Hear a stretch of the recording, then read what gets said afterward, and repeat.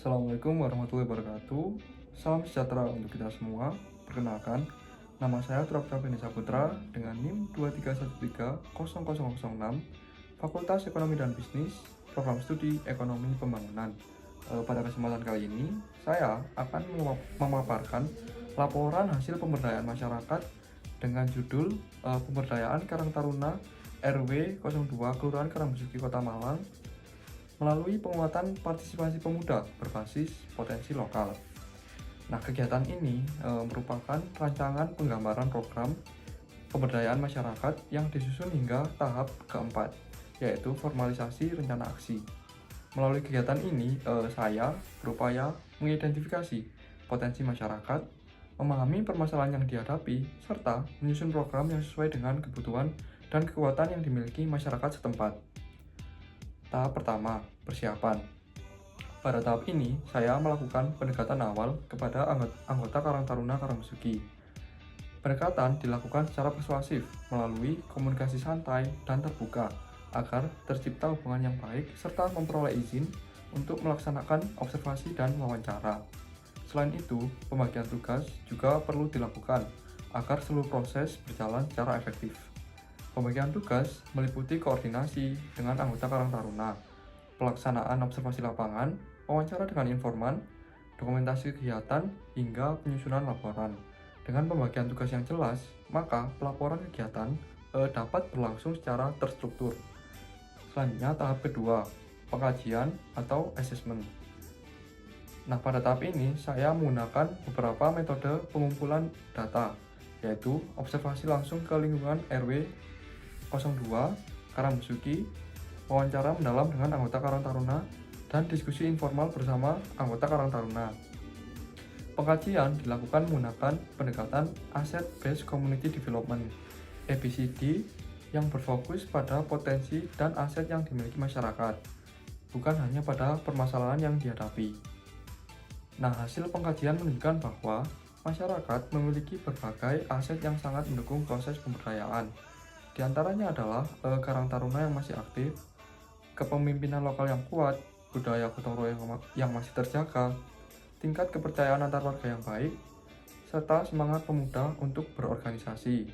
Selain itu, telah terdapat kegiatan produktif berupa penanaman tanaman sayur dan pembangunan kolam budidaya ikan lele sebagai bentuk pemanfaatan potensi lokal. Di sisi lain, saya juga menemukan beberapa permasalahan, seperti partisipasi pemuda yang belum konsisten karena kesibukan masing-masing anggota Karang Taruna.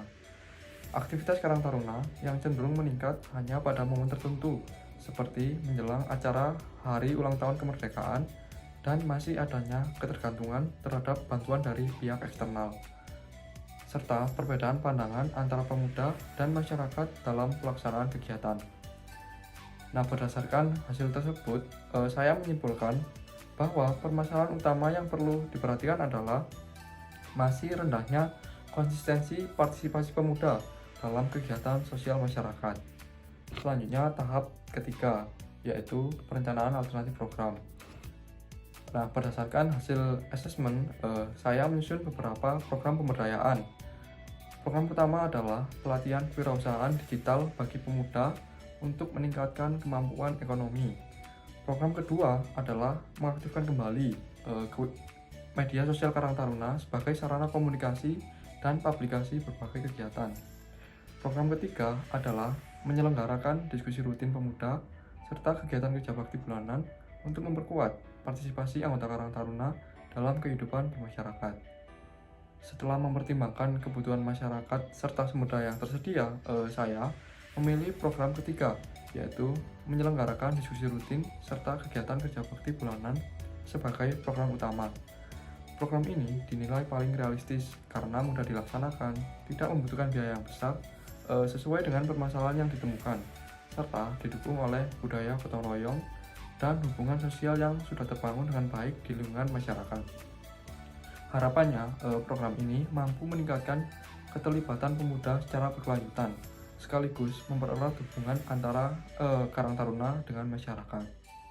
Selanjutnya, yaitu tahap keempat, formalisasi rencana aksi. Pada tahap ini, saya bersama pengurus RW anggota Karang Taruna, dan masyarakat menyusun kesepakatan bersama mengenai program yang akan dijalankan. Seluruh keputusan diambil melalui musyawarah, sehingga program yang dipilih benar-benar mencerminkan kebutuhan masyarakat dan bukan merupakan keputusan sepihak. Hasil kesepakatan menetapkan bahwa kegiatan utama yang akan dilaksanakan meliputi rapat koordinasi, diskusi rutin pemuda, kerja bakti lingkungan yang disertai penanaman tanaman sayur, dan pengembangan kolam budidaya ikan lele, serta evaluasi kegiatan pada akhir pelaksanaan. Nah, dapat dilihat pada tabel di samping rencana program yang akan dilaksanakan. Nah, penyusunan rencana kerja ini diharapkan dapat menjadi kesepakatan bersama, sehingga seluruh pihak memahami peran dan tanggung jawab masing-masing dalam pelaksanaan program pemberdayaan. Demikian pemaparan rancangan penggambaran program pemberdayaan masyarakat yang telah saya susun hingga tahap keempat, yaitu formalisasi rencana aksi. Melalui pendekatan berbasis aset masyarakat atau Asset Based Community Development, saya yakin bahwa setiap komunitas memiliki potensi yang dapat dikembangkan menjadi kekuatan untuk menyelesaikan berbagai permasalahan secara mandiri. Dengan memperkuat partisipasi pemuda, memanfaatkan potensi lokal, serta menjaga semangat gotong royong, diharapkan Karang Taruna RW 02 Karangbesuki mampu menjadi penggerak pembangunan masyarakat yang berkelanjutan. Mungkin sekian pemaparan singkat dari saya. Terima kasih. Wassalamualaikum warahmatullahi wabarakatuh.